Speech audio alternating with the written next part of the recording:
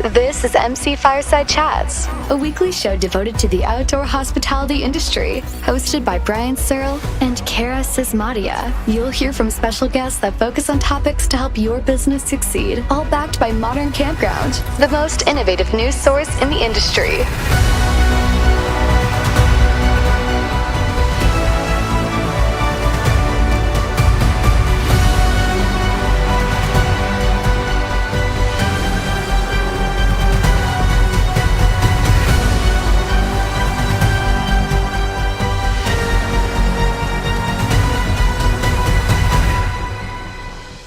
Everybody, to another episode of MC Fireside Chats. My name is Brian Searl with Insider Perks. Super excited to be back for our fourth week episode that focuses on the RV industry, all the things that are happening in RV, outdoor recreation, all those kinds of places. So we've got a couple special guests today, as well as our recurring guests here. We're pleased to welcome back Phil from RVDA, Eleanore from RVDA of Canada. Is there really a Canada on the end of that?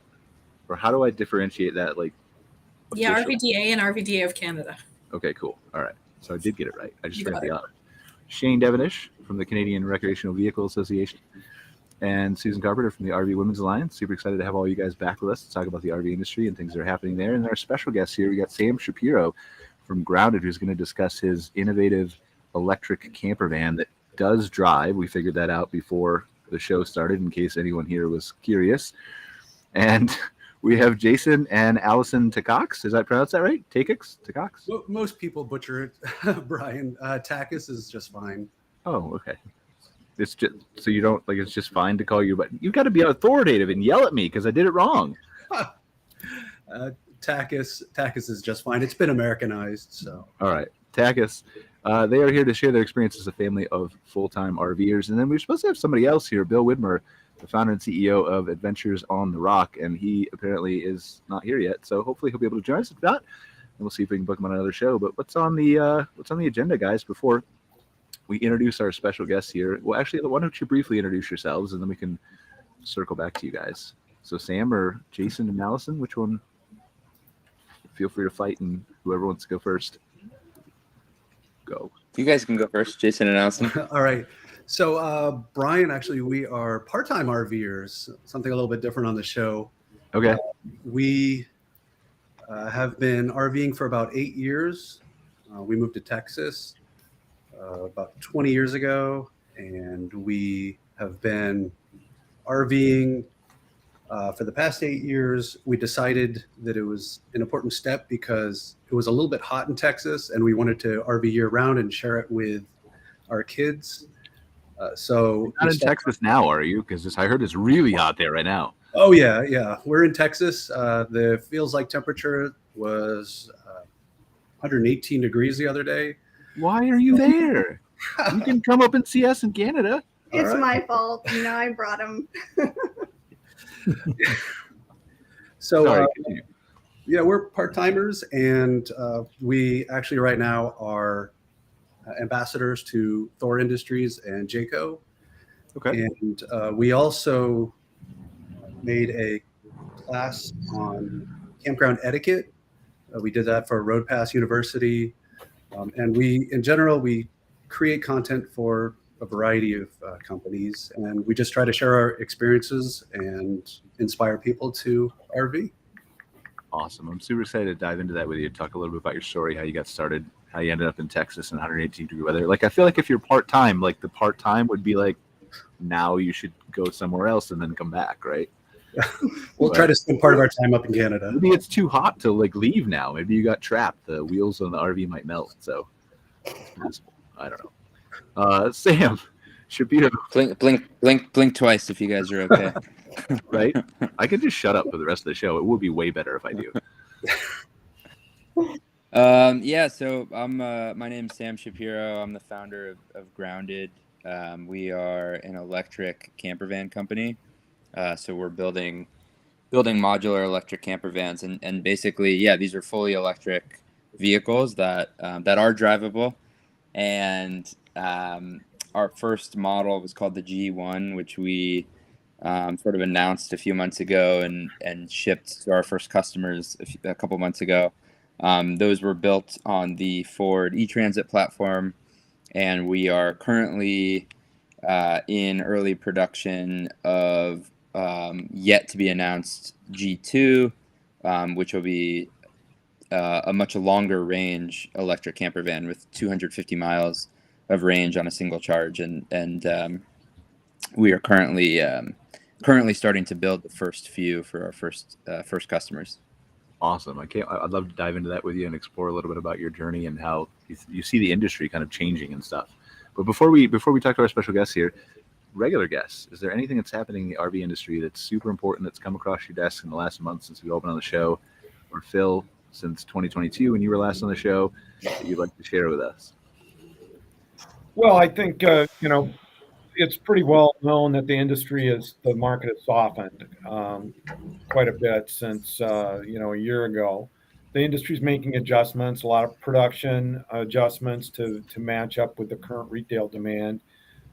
Dealers are well stocked right now. The stocking issues that we were talking about are long gone, and so dealers need to work through that inventory and move forward. So, the RVIA just a few weeks ago put out their shipment forecast for 2024, and we are going to see some slight improvements as we move through the third and fourth quarter of this year, and then into next year.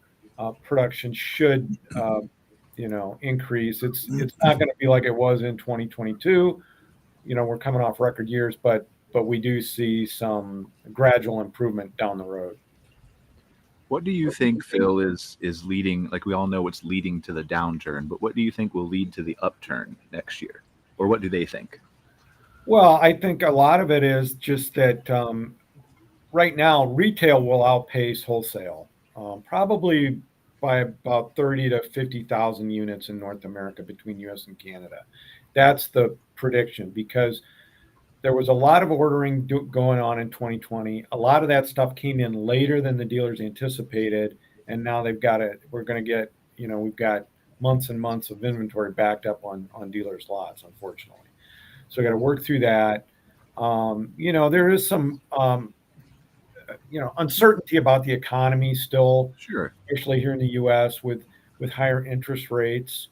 That is impacting the market, certainly.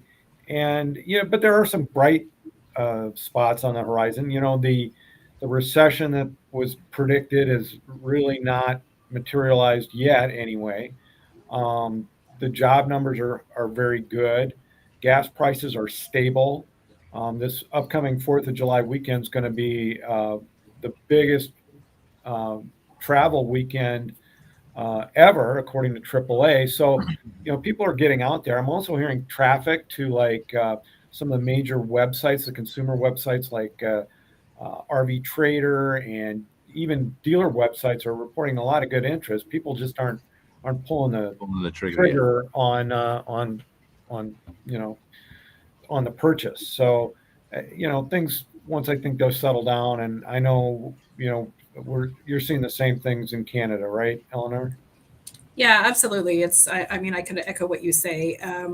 Sales are soft. The thing is, a lot of dealers are comparing, sales for over 2022 and 2021, which were just crazy. So we're kind of looking back and saying, okay, well, let's compare to 2019, which is sort of a little bit more realistic. And at that, we're down about 18% from 2019.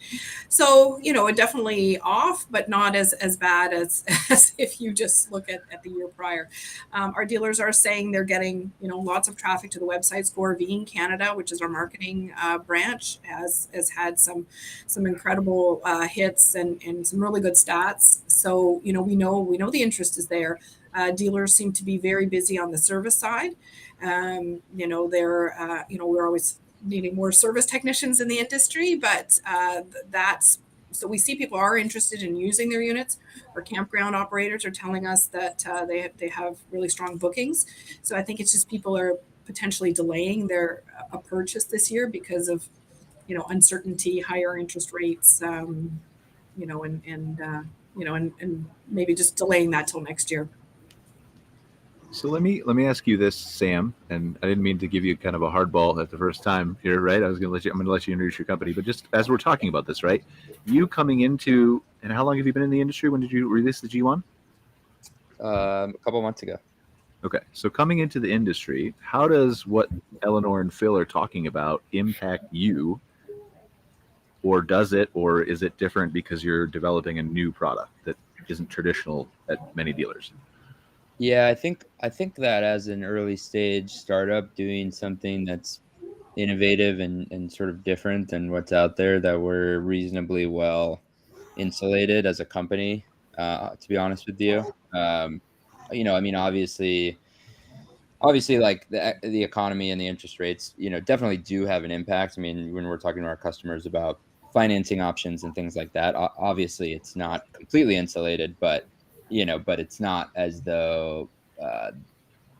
as though we're doing high volume right now, right? Because we're Yeah. early stage, we just started, and so we're pretty focused on finding the early adopters who are really enthusiastic about going electric, um, and so yeah, we're pretty focused on those people, and there are a lot of them out there, and so yeah, that's kind of my answer there. So tell us the origin story, right? How did you decide to, one, get into the industry, but two, get into the industry in a new, innovative way? For sure, yeah. So growing up, I definitely enjoyed outdoor stuff, but like my family was never an RV family. I had never really stepped foot in an RV, actually, throughout childhood and growing up. And then um, I lived in New York, so I was kind of a city person after college, and I lived in Manhattan for 5 years, and definitely would try to take outdoor trips when I could, but again, like nothing like owning an RV or anything like that. And then COVID happened, and I went back to Atlanta, where I'm from, and kind of did a COVID bubble with my family and my partner's family.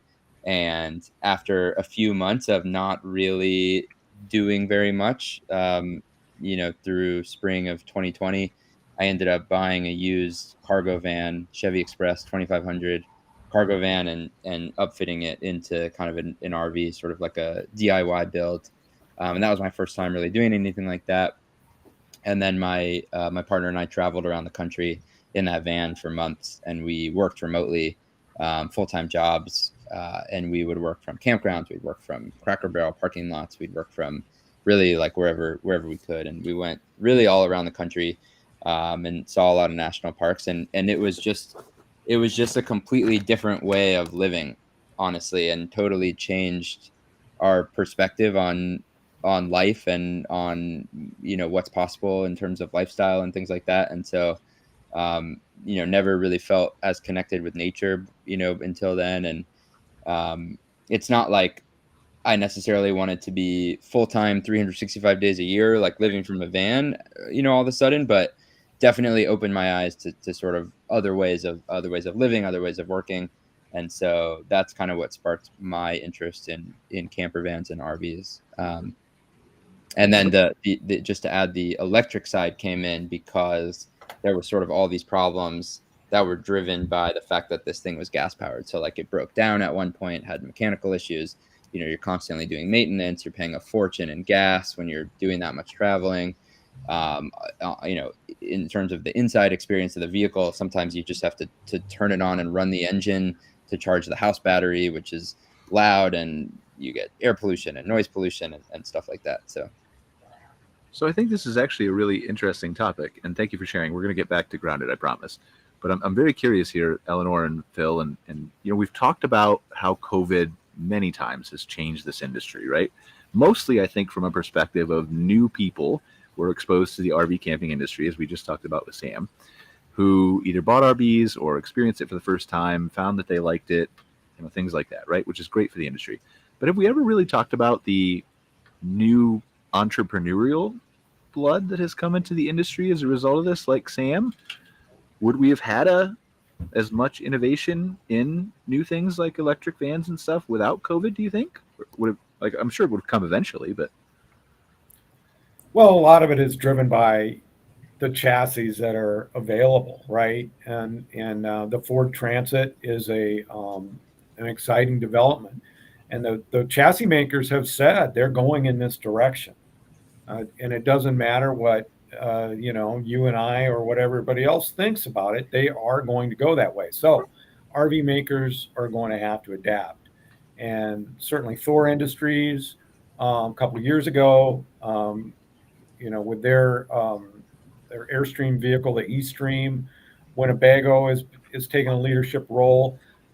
They've had an electric motorhome with a very limited range in a prototype state for a while, and they're working like everybody is to increase that range, because that is the big issue. Is range anxiety when you're out on the road. And then, okay, the other thing that we're working on, and I know Eleanor's working on this in Canada as well, is we've got to have a real strong charging station in rural areas. We've got to have places for people not only to charge their electric motorhomes of the future, but 90% of the business is tow vehicles. So those Ford Lightnings and Rivian pickups are going to need to have charging. So I mean, that's a huge public policy issue that RVDA, RVIA is working on through our Outdoor Recreation Roundtable. And I sat in some meetings in Canada with Shane and Eleanore, and I understand you guys are in the same boat, right? Yeah, absolutely. I mean, we have, a lot of land, a lot of places for people to go RVing that are remote, but that don't have the electric infrastructure, in the rural areas. So I think the industry was moving that way to begin with. I mean, that Winnebago prototype was, I think it was 2019 that they brought it out, early 2019. So before the pandemic, but yeah, more concerned on the tow side almost, because when you look at the industry, motorized is a smaller segment, but look at all the tow vehicles that have, the trucks, but also all of the components that are, starting to work on batteries inside the units themselves. Like where are people going to be able to charge to be able to utilize their units effectively? Sam, do you want to talk a little bit about battery anxiety and G1 to G2, if you can share anything about G2? Yeah, we're not publicly sharing who the chassis partner is yet. Well, that's okay. Just the battery. Like you mentioned that it was going to be a longer battery. That's why I was. Yeah, no, for sure. I mean, first of all, like, yeah, you guys are exactly right. Like, obviously, the range is sort of the single biggest concern, most important thing when it comes to building electric RVs. But I think like very long term, just like with every other aspect of electrification of vehicles, every other vertical, I'm very optimistic about the development of the technology and the battery density and the charging infrastructure and all those sorts of things.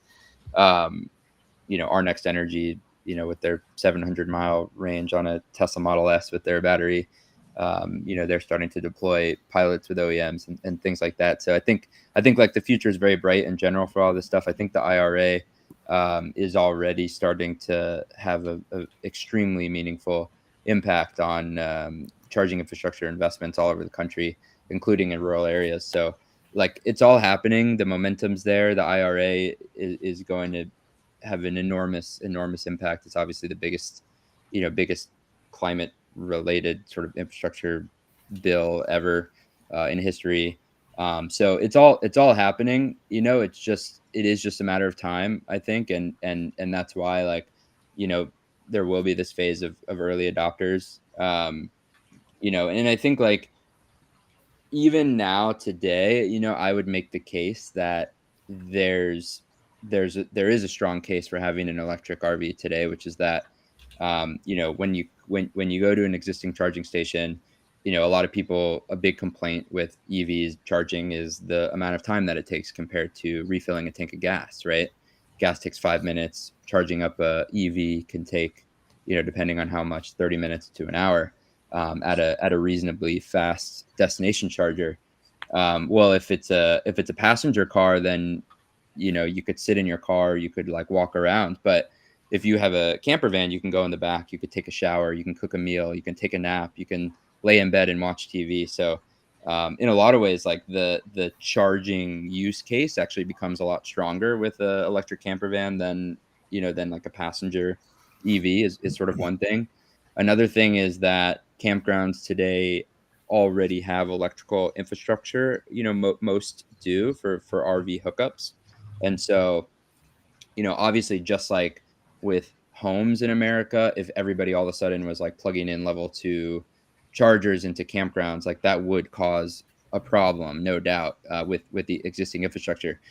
But a level 1 charger that's doing 15 amps at 110 volts, like that's the same as, that's sort of like the lowest, sort of slowest charging rate that you can do. And I think that wouldn't really necessarily cause a problem, and it would charge your electric camper van very slowly. But the good thing is, you're parked there for 1 or 2 or 3 or more days anyway. So, I think that it's not like you're completely, unable to have any sort of reasonable experience today with going electric. Now on the towing side, that is sort of like a whole different interesting thing, right? Because when you tow anything with any vehicle, whether it's ICE or EV, you cut your range in half, like period. And so that's less of a problem when you're towing with a gas powered vehicle, because you cut your range in half. But again, it's like very easy to just refill your tank of gas. It's obviously a bigger problem. And so that's why we're seeing companies like Lightship and Pebble that was just announced that are also approaching electrification of the RV industry like Grounded, but they're approaching it from a different angle, where they're like specifically tackling the towing, being more aerodynamic problem, maybe like the E-Stream, including a powertrain in the towed vehicle to help support the carrying the tow vehicle. So I think there's like a lot of interesting solutions here, and there's a lot of companies and agencies tackling these problems from different angles, and overall like very bullish on long term how this plays out. I have a question for you. So if it wasn't for COVID and trying to get out of the house, do you think you would have gone down this road? No.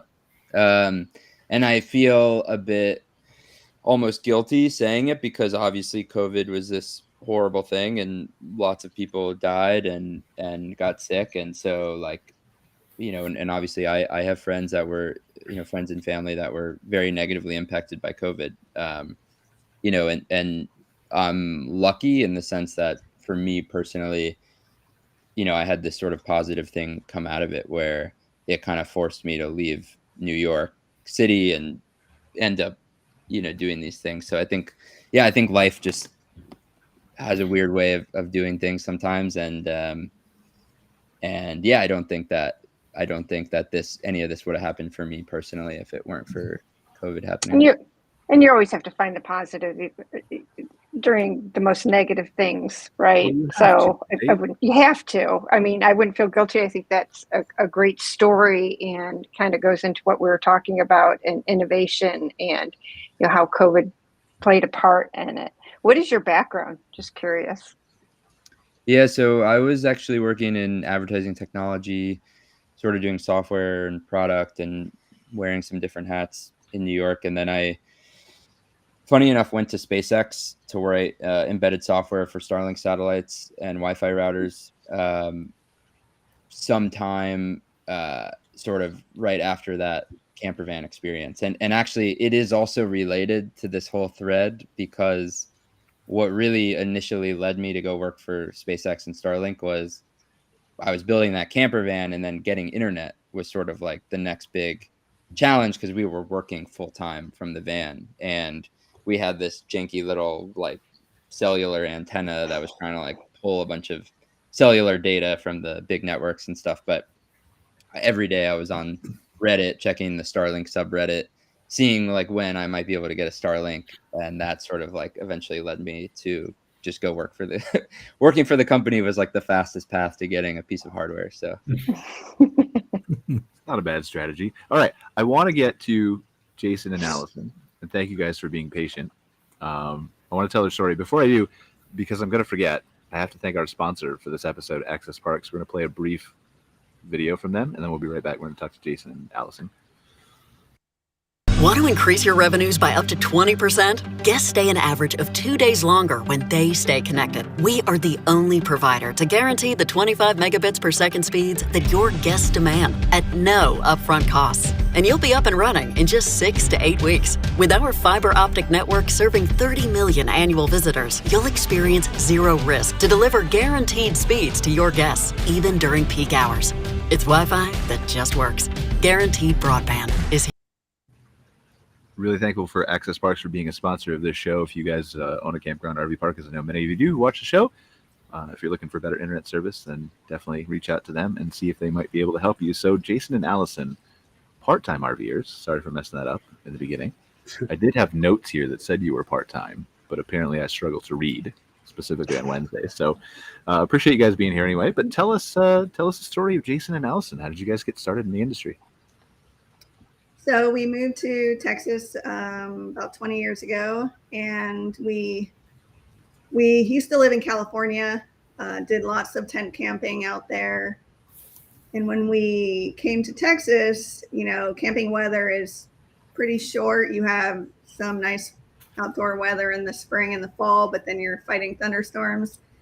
So we knew that to camp year round, we had to sort of have a controlled environment. So when our kids were 3 and 6, we decided to take the plunge and just. How old are your kids now? 13 and 11. You don't want to tell us? That's fine. I wouldn't want to tell you. Role reversal right there, usually. Right? I mean, I was just trying to. It was a backdoor way of figuring out how long you've been RVing. Is what really I was just asking. Yeah. So what have you? So after 10 years, right? Over 10 years, what have you found? What have you adapted? What have you changed? What have you loved and hated? So we've started to move as we've created more content. We've started to really move into astrophotography, which you can see some of that on our pages. But the thing that that inspires us, I would say, is dark sky camping. And there's been a big rise in astro tourism. And that's one of the main reasons why we camp 70 to 90 days out of the year. There's just finding in a campground that is dark and has proper dark lighting is just awesome. We just love finding. No, that. I will share that. Right. So I don't really go. I'm not rich enough to own an RV yet, but I did go to Jasper National Park, which many people I think here on the call have been to. I think 2 years ago, and it was a dark sky certified, downtown area. They'd just gotten it, I think, a couple years ago, and so we went to an observatory near a hotel, and they were telling us all about that. And just you're right, like it was unfortunately a little bit of a cloudy night, but you could still clearly tell the difference between having the light pollution and not having the light pollution, and the ability to see that stuff. So is this why you both share this interest, or? It kind of evolved from there.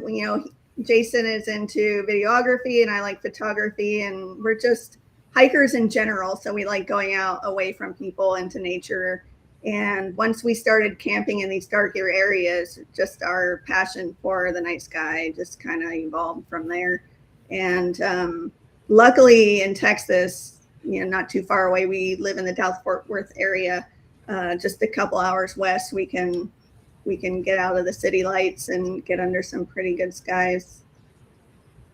So go ahead, please, Jason. You look like you want to say something. Yeah, I feel like a lot of campgrounds could actually start selling that as a point to just install darker, just proper lighting. And you could really, you can modernize, modern campground. You can modernize your... Thanks for the shout out. I appreciate that. No problem. You can actually modernize your campground for not too much. For like, it's an easy return on investment. Like it's a nice. What can I ask? What makes a good campground for stargazing? So first of all, you need to be in a darker sky location, and you can find any light pollution map online and see kind of where you would want to be.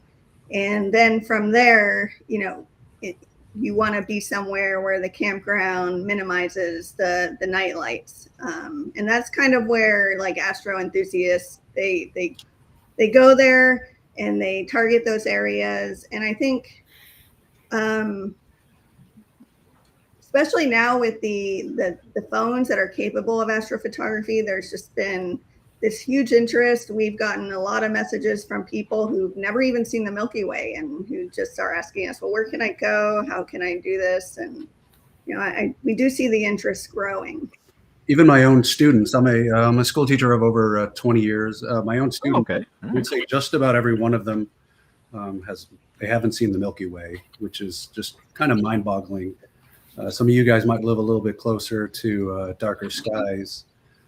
Yeah, but it is interesting. Like, you bring up a really good point, right? Like, there's until I went to Jasper, and I'll admit this, right? Like, I had an appreciation for the night sky, but for sure it grew when I learned about it and actually could see it better. And so it is interesting that some of our kids, and even me when I was in school, right? And I'm super old, but weren't really exposed to that. At least I don't remember being it. I'm sure there are schools who are.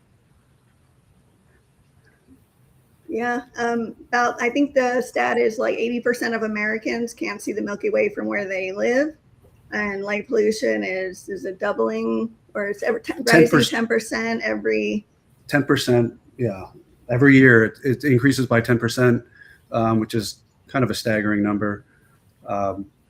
Soon you probably won't see all of the stars. I mean, and it's kind of hard. Musk is going to solve that for everybody. We're going to go to It's hard to fight for a problem that a lot of people just don't experience in their everyday life. People are worried about, things that are important to them, like, the paying their bills and, everything like that. And so but it does save a lot of money for campgrounds when you do install lower luminance lighting, your LEDs that are kind of orange and warmer. So I'm curious about something here. We continue to talk about campgrounds, right? And you're not wrong. I think that's a good point. But from the RV industry perspective, is this something that any manufacturers or is that a thing, light pollution from the outside lights of an RV? I mean, possibly in the future. I mean, I guess I'm really talking to like the dealers here, right? Is there an issue, or not an issue, but is there any thought being put into this by any manufacturers about light pollution, or making because there's a marketing side from the dealer standpoint, or a manufacturer side standpoint too, I think, perhaps. Well, you can just turn off the lights, okay, Brian? Well, we also turn them off at a campground too, right? So be kind to your neighbor. Turn off your floodlight. Yeah. I don't think there's there really hasn't been much discussion on this matter that that I'm aware of. But and maybe there doesn't need to be, right? I'm from the campground RV park side primarily. I'm asking from a place of ignorance. So tell me if I'm right. But on the campground side, I mean, I really like it, in terms of, like you said, Brian, marketing. I think so back in so I'm in Vancouver, and you've got Vancouver Island and the west coast of the island. Tofino is a great little community. And they used to have this lull season in November because it was storming and nobody ever went. And now, we went because it was cheaper, but now people go because there's storm chasing and storm watching. And it's become, just a huge tourism. On my list. Right. And so in May too.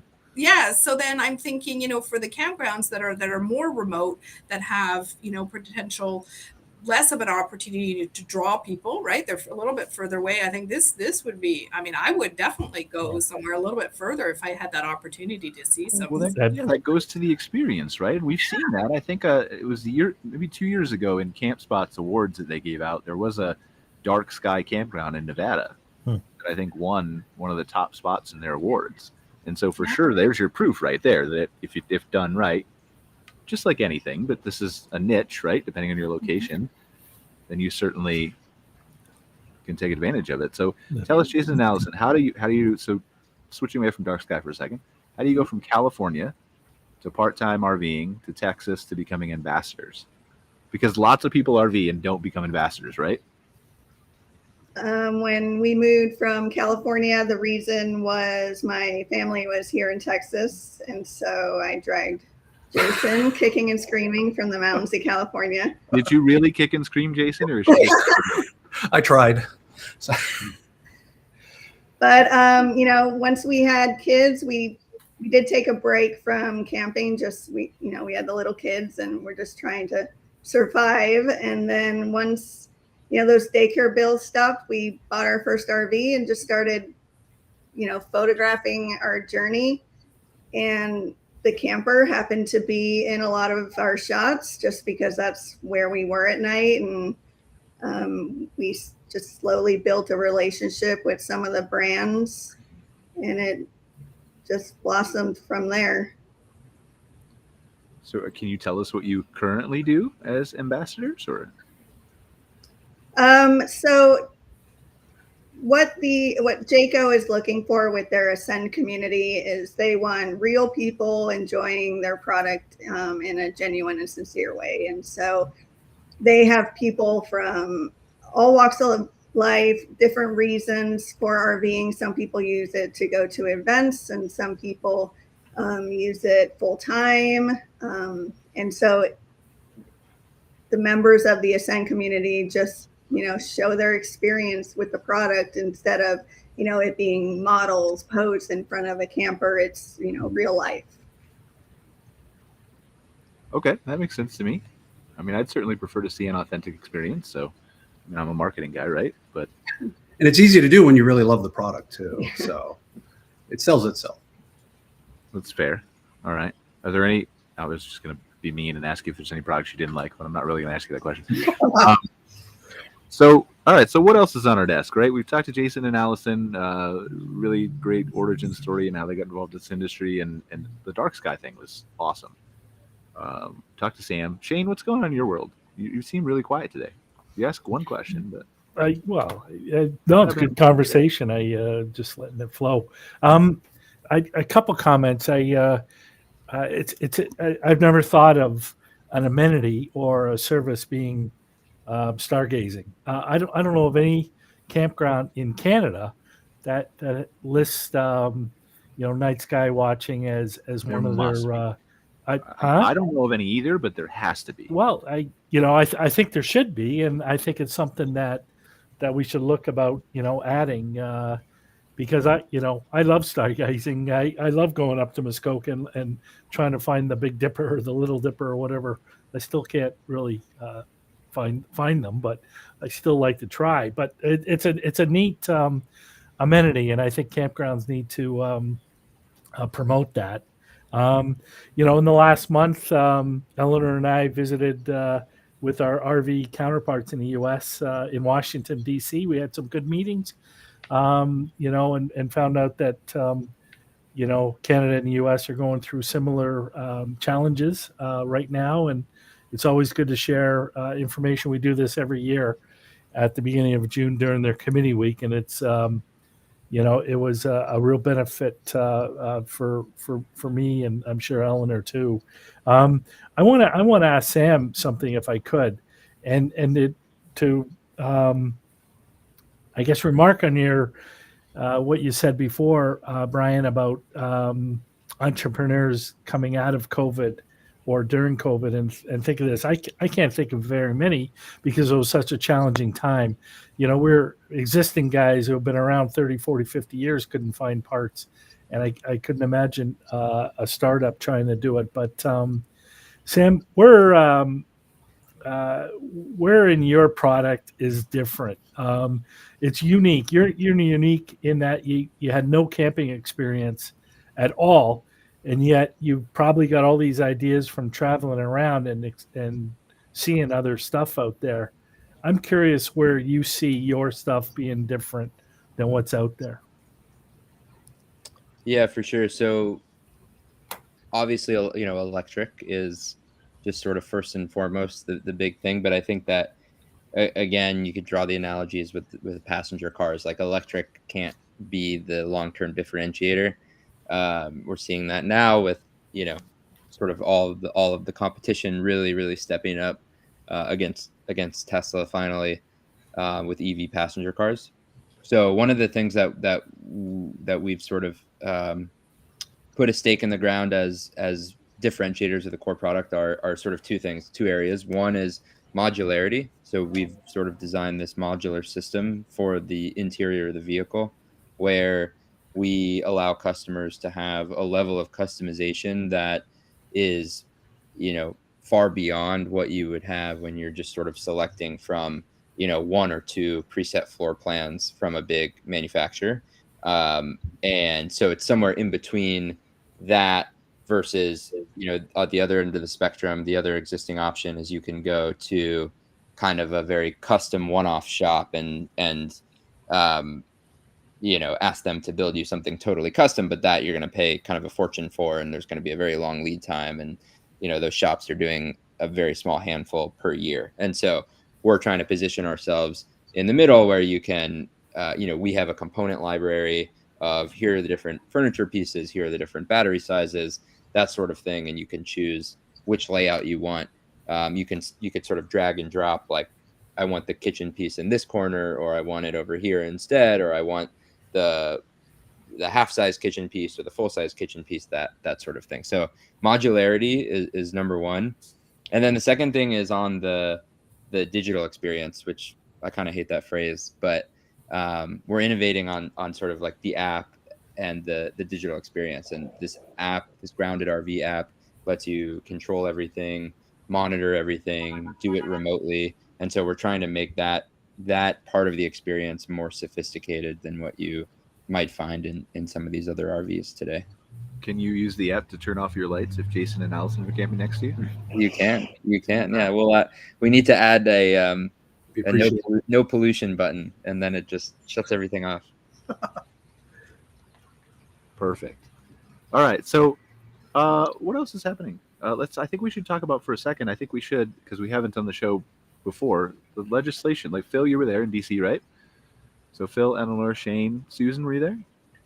Didn't make it this year. Susan. I know. Right. We're going to find something to talk to you about in a second, Susan. So Phil, Shane, and Eleanore, tell us, because I think this is important, right? What were the priorities of RVIA, RVDA, when you guys, CRVA, when you went there? And what did you accomplish, and how did you think it went?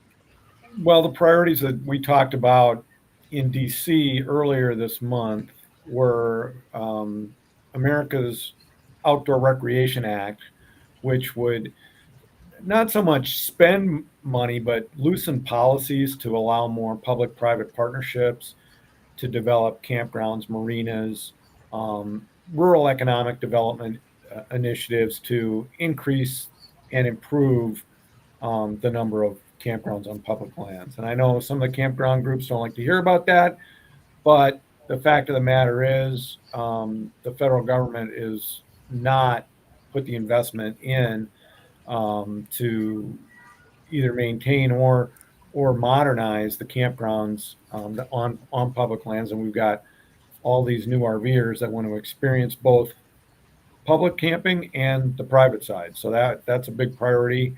We've also got a tax issue, which is kind of inside baseball, but the interest on floor plan loans for RV dealers is treated differently under motorized and travel trailers right now for certain dealers. So we're trying to get that fixed.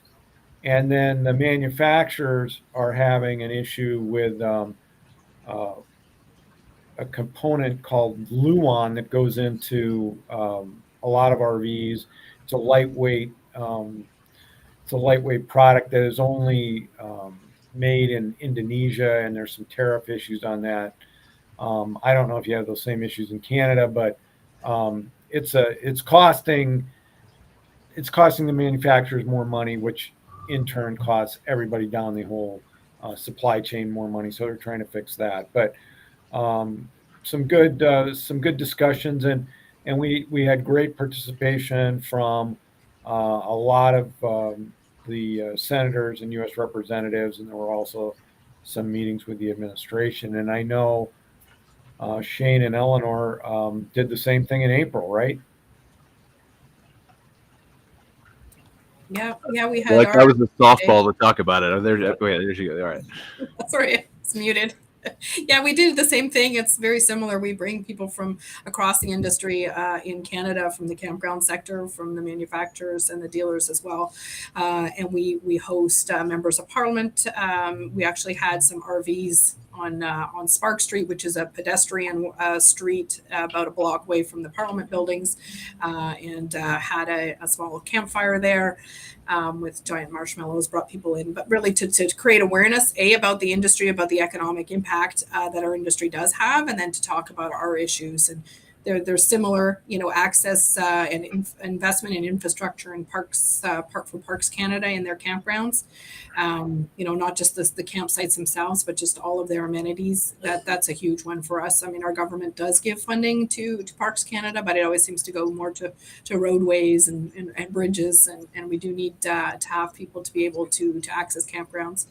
And then I know Shane, they have still sort of some taxation issues on the campground side. So,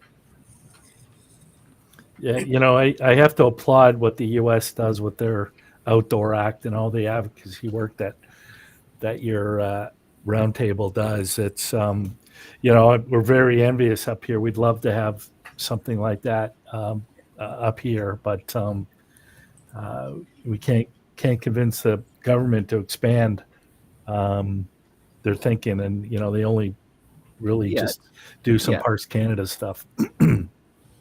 Yeah, I mean, you'll get there, right? Like, let's be optimistic, Shane. Yeah, thanks, Brian. I'll be on the other side. I'm doubtful.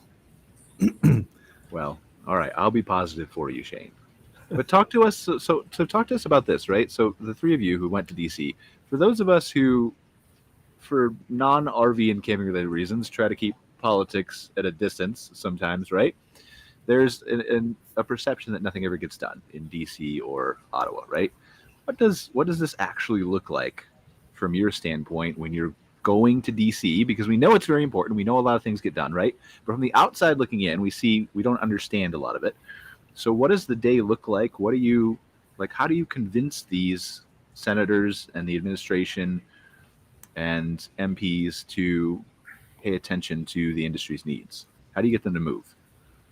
Well, if you look at the outdoor recreation industry as a whole, it is somewhat of a white hat issue.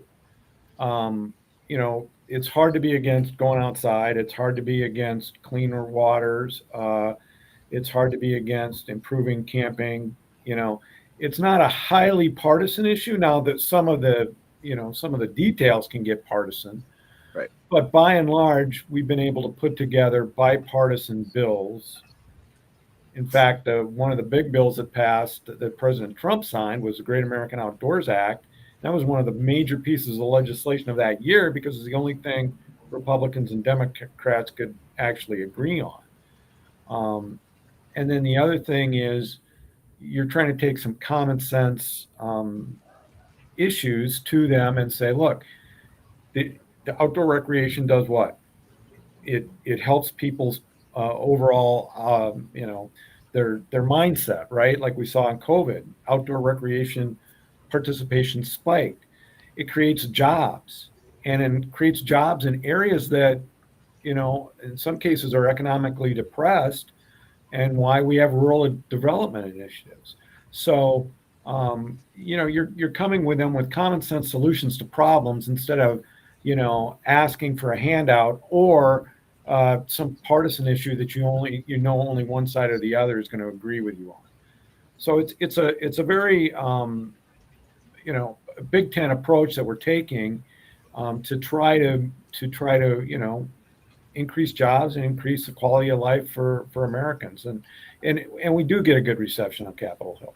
So what you're saying is this, Bill, I had a really super high opinion of how hard it was, and you're just saying it doesn't take as much effort as we thought it did. So.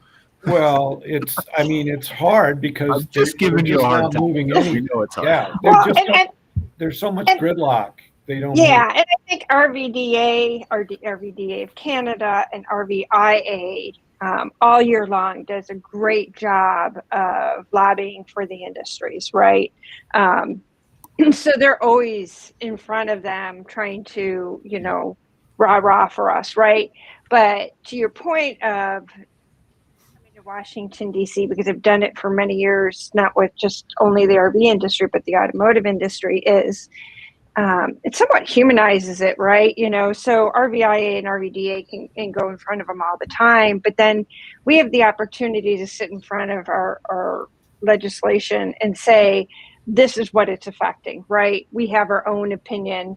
They get to see the human side of it, and the businesses and the companies that, are working towards it, and it affects. We get to see our congressmen and senators and all that stuff, to have that opportunity to talk to them as well, and to see how it all works. I mean, it's a really, nobody's done it before, it's really kind of a fascinating thing to do, to go to Capitol Hill and sit and talk to these people about, your companies, your industry as a whole, and put some company names and faces in front of it. Well, and I think that's why I wanted to bring it up, and I know I was just giving you a hard time, Phil, but it is a lot of work. It is a lot of effort and coordination and planning. And yes, we are blessed to have outdoor recreation to, who's going to possibly say they hate looking at stars at night, right? Or all those kinds of things that you mentioned. But it still requires an immense amount of coordination, effort, funding, travel, talking to get the attention that you'd think would come way easier, but is necessary.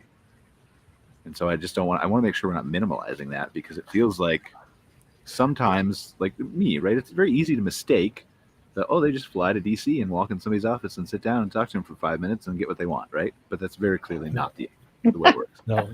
And I can say, if you don't do it, you have zero chance of getting it. Yeah. And, Eleanor's group, we're fortunate to join RVDA of Canada all the time in Ottawa, and, they do a great job, and you may not get things done, but you have zero chance if you're not there in the first place. And sometimes they surprise us. Yeah, I mean, there was, we've been doing it for over 20 years, and there was a new luxury tax that was put on higher end automobiles and boats and small aircraft. And fortunately, the RV industry was not included in that. And I think that really came down to, the fact that we've been there. We knew some of the policymakers, we knew the members of parliament, and, they really understood that, RVing is for affordable family vacations. And so, that's a win. That wasn't something we were specifically, going after, but, as a result of everything that we've been doing in those continued relationships, we were able to be successful for the industry. We just need to get everybody who's a politician to be an RVer, right? And then they would all understand the industry, and we would have to explain it less. Like, we should recruit somebody like Sam, and I'm not saying this publicly because I don't want to say it in front of everybody, right? We should recruit somebody like Sam to just give them all RVs, and they'd love the lifestyle. Like, I would never say that obviously publicly. It might constitute bribery or something, but. Are you paying, Brian? Are you paying? Which is what? Am I paying for it? Are you paying? No, I can't even afford one for myself. But it is true. Like you say, some of them don't know much about RVing, and we're actually doing a summer outreach campaign. We're trying to get at least 12 to 15 members of parliament in RVs this summer, so they get to experience the lifestyle and go on a trip themselves. Because they're Sam before COVID. Yeah, exactly. Mm-hmm. Most people who make them and build products for them have never RV'd before. Brian, I think I can get you into an RV for $200 a month. I don't even know if I have that. I have to travel to Calgary to go to an RVDA meeting, and that's 14 minutes away. I don't know. I got to spend gas to get there. It's expensive. Well, buy one of Sam's. That's true. Sam, can I have an RV to travel 15 minutes to downtown Calgary? Put some solar panels in your house. Where can I get an RV for $200 a month? Is that really a thing? Yeah. We can talk after the show. Yeah. All right. Bit long financing. We'll talk after. We'll talk off. It's like I got to give you to a guy in an alley somewhere. He's going to take care of you, though. You just tell him that Jason sent you. All right. What else is going on? We got 5 minutes left. 6 minutes in the show. What else do we need to talk about? Anybody have any big holidays coming up? Want to wish all of our U.S. counterparts and our Canadian counterpart Canada Day, Canada Day, 4th. and July 4th. We didn't talk about that on the show. We were talking about beforehand, right? Do we want to talk about RV travel and the great outlook that we think is coming here for this weekend. Yeah, it's a busy week, busy time. Fun time is when you're born and raised around Buffalo, New York, and Niagara Falls, because we're right there. They celebrate it together, 4th of July and Canada Day. It's one big celebration. It's a lot of fun. If there's any testament about RV travel versus air travel, look at all the planes that were canceled over the last 2 days. So, yep. And they say it's going to be worse. Every day. Get an RV. Smoke, though. Huh? You're talking about because of the smoke in the last 2 days? But yeah. Yeah. Seen cancellation. Yeah, that, and there's a software upgrade that they're all required to have by, I think, was it August 1st or something like that? And they said there's going to be a lot of delays because of that, because they're struggling to get that implemented. I think I read the Calgary airport lost power yesterday, too, or something. Oh, great. Great. So, that's fine. Thanks, Brian. Who needs power, right? Hopefully fixed by next week, right, Eleanor? Yeah. Exactly. Hey, you can drive an RV through smoke if you can't take off from it, you know. I mean, you could. Probably not the best idea in the world, but all right. I didn't say fire. I just said smoke. Does anybody have plans for July 4th or Canada Day? Probably are we all in the office, or are we going somewhere fun? Probably camping at a vineyard. Nice. In Texas? A dark vineyard. Yeah, actually, yeah. Well, sure. I mean, that's what red wine is for, Shane. Yes. Stars look better after a couple bottles, that's for sure. I mean, I don't think anybody would argue that. Maybe a couple bottles. One bottle probably looks better. And then, you see more stars probably the more bottles you drink. Yeah, exactly. They just double. They just keep going. Double and triple and yeah. How is that Texas wine, by the way? So I have a question for Jason and Allison. Where are you going to go see the eclipse at? We will be in, which eclipse are you talking about? There's 2 of them. Okay. So Sorry. Both eclipses. I didn't know. Sorry for nerding out on you. there's an annular eclipse that is on October 14th. What's it called? An annular eclipse. So it's when you don't have full blockage, you get kind of that ring of fire. Ooh. And so we'll be I'd like to see that more than I would the regular eclipse. Yeah. Mm-hmm. And then there's the total solar eclipse next year. The one everybody talks about. That's what I meant. Well, that is actually, we're in prime location for that, but we'll be staying on someone's property for that. Very cool. All right. A little boondocking. Well, Sam, wrap up the show here from your perspective, from Grounded's perspective. Thank you for being on, but tell us where we can learn more about your electric camper vans and follow your progress. Yeah, you can learn more on our website, groundedrvs.com, and sign up for our newsletter. We'll be making a more official announcement about the G2 pretty soon, so look out for that. And yeah, thanks a lot for having me on the show. Great to meet all of y'all. You too, sir. Thank you for your time. Jason and Allison, where can they follow the Takacs? So we have a website, rwtadventures.com, which is road tripping with Takacs. And you can see. We have a good light pollution map on there for you. So when you get in your RV and go find the dark sky. That'll lead you to our Instagram and Yeah. YouTube and everything else, all the other social media The content. dark sky map will, or your website will? The website will. Mm. All right. What else do we have? Anybody else want to say some final thoughts? We have a minute and a half left. Phil, Eleanore, Susan, Shane? No, just happy 4th of July, everybody. Yep. Happy Canada Day. Canada Day. Canada Yes. Thanks for having us. Stunned that you keep forgetting this, Shane. You're here. Like, I didn't even know Canada Day was a thing until I came up here. Like I did, but right? It's a huge thing. Mm-hmm. I know, but like in America, we're not like regularly taught about Canada Day. So There's a video. We should play that one time about. I think it's Thanksgiving, isn't it, Eleanor? About the two neighbors that come out of their house. One's American, one's Canadian, and they're talking about the Thanksgiving. Let's play it one time. It's pretty funny. we Around have to do it for the without audio, Thanksgiving. or they might block us Oh, for copyright. But oh, we can do that sometime. Yeah, we can just. You can make Shane. You can make up the dialogue. You and Eleanor can play the neighbors. It's like Brittle Star. I think Brittle Star is the comedian. yeah. All All right, guys. Well, thank you. I really appreciate you being on another episode of MC Fireside Chats with us. I want to thank our sponsor again, AccessParks. Really appreciate them being a supporter of our show. And we will see you guys next week again for another episode. So have a happy 4th of July. Have a happy Canada Day. And enjoy a summer full of RVing. Take care, guys. Thank you. Thanks, everybody. For having us. Thanks for watching this episode of MC Fireside Chats, hosted by Brian Searl and Kara Sismadia. Have a suggestion for a future show or want to see your campground or company as part of an episode? Email us at hello@moderncampground.com. Join us next week for another episode. And don't miss the latest outdoor hospitality news and commentary from around the world at moderncampground.com.